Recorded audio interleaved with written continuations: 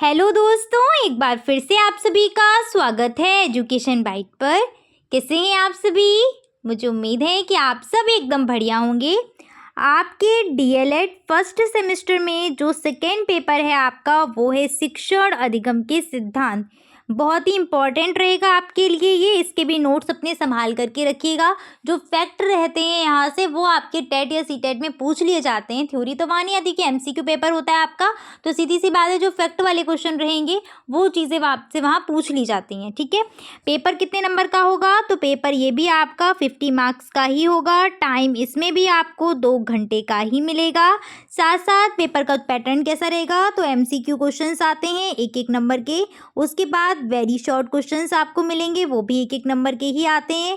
और उसके बाद आपके आते हैं शॉर्ट क्वेश्चंस जो होते हैं 2-2 नंबर के। तो ये आपका पेपर का पैटर्न है।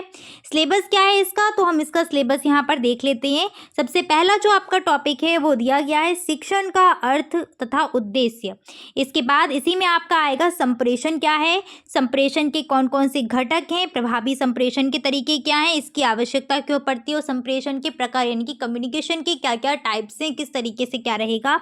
शिक्षण के सिद्धांत के अंतर्गत आपको काफ़ी सारे सिद्धांत पढ़ने पड़ेंगे, जिसमें आपके लगभग 10 से 12 सिद्धांत होंगे। जो इंपॉर्टेंट होंगे वो आपको करा दिए जाएंगे। करके सीखने का सिद्धांत, रुचि का सिद्धांत, नियोजन का सिद्धांत, वैयक्तिक भिन्नता का सिद्धांत, आवृत्ति का सिद्धांत, ऐसे प्रेरणा का सिद्धांत जो इंपॉर्टेंट है, चयन का सिद्धांत इत्यादि आपको करा दिए जाएंगे। ठीक है, काफ़ी इंपॉर्टेंट है। यहाँ से आपसे सिद्धांत जो हैं वो आपके 2 नंबर में आते ही आते हैं।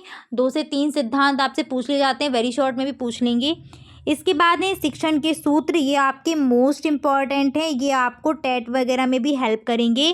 शिक्षण के सूत्र जैसे सरल से जटिल की ओर, स्थूल से सूक्ष्म की ओर, अनिश्चित से निश्चित की ओर, विशिष्ट से सामान्य की ओर, मनोवैज्ञानिक से तर्कसंगत की ओर, अनुभव से युक्त की ओर, ज्ञात से अज्ञात की ओर, पूर्ण से अंश की ओर। ये वाला तो बहुत इंपॉर्टेंट है, पूर्ण से अंश की ओर वाला बहुत बार पूछा जाता है। आपका एमसीक्यू में भी ये वाला क्वेश्चन आता है, पूर्ण से अंश की ओर किसने दिया है, क्या चीज़ें हैं इसकी, बहुत इंपॉर्टेंट है ये वाला। ठीक है, इसके बाद प्रत्यक्ष से अप्रत्यक्ष की ओर और विश्लेषण से संश्लेषण की ओर। तो शिक्षण सूत्र आपके काफ़ी ज़्यादा इंपॉर्टेंट रहने वाले हैं।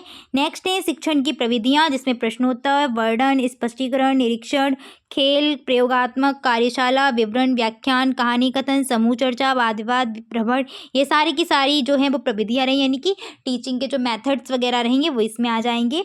शिक्षण की विधाएं कौन कौन सी हैं? तो बाल केंद्रित शिक्षण आपकी जो इस टाइम पर चल रही है, जिसमें बच्चा केंद्र बिंदु रहता है, उसी की आवश्यकताओं को ध्यान में रखते हुए हमको शिक्षण करना पड़ेगा। जो भी आप जो बीटीसी में करने आए, क्या करने आए डीएलएड में, एक टीचर बनने के लिए आप यहाँ पर जो भी चीज़ें हैं वो सीखेंगे कि हमको टीचिंग कैसे करनी, क्या चीज़ें रहेंगी, क्या बच्चे के हित में रहेगा, वो सारी चीज़ें आप इन्हीं सब्जेक्ट में पढ़ोगे, एजुकेशन वाले सब्जेक्ट में। ठीक है, तो वही विधाएं हैं जिसमें दक्षता आधारित शिक्षण हो गया, उपचारात्मक शिक्षण हो गया, बहुकक्षा शिक्षण हो गया। यहाँ से भी आपके क्वेश्चंस आते हैं एग्जाम में। नेक्स्ट टॉपिक है आपका सूक्ष्म शिक्षण, माइक्रो टीचिंग जिसको बोलते हैं, इसका समय वगैरह पूछा जाता है। इसके बाद यहाँ से आपके कुछ कौशल्स रहेंगे, पाठ प्रस्तावना कौशल, उद्देश्य कथन कौशल, प्रश्न कौशल, व्याख्यान कौशल।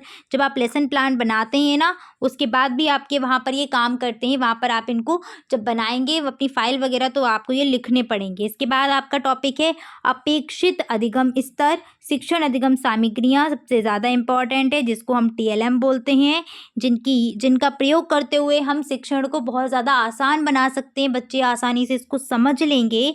और लास्ट आपका है शिक्षण अधिगम सामग्री के प्रकार कौन कौन से, जिसमें आपकी श्रव्य सामग्री आ सकती है, यानी कि रेडियो वगैरह हो गया, ऑडियो क्लिप होगी, दृश्य सामग्री में मॉडल पेपर हो गया, मॉडल चार्ट हो गए आपके। ठीक है, इस तरीके से आपके दृश्य में आ जाएंगी, श्रव्य दृश्य दोनों में आपका कंप्यूटर, टेलीविजन, डीवीडी इत्यादि आ जाएंगे। ठीक है, तो ये इसके प्रकार रहेंगे सामग्री के। उत्तम शिक्षण सामग्री की क्या क्या विशेषताएं होती हैं?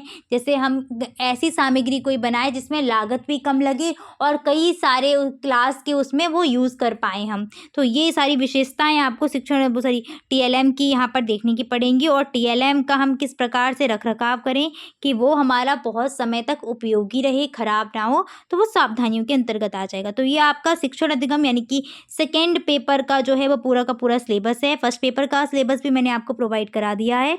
ये था आपका सेकेंड पेपर का सिलेबस।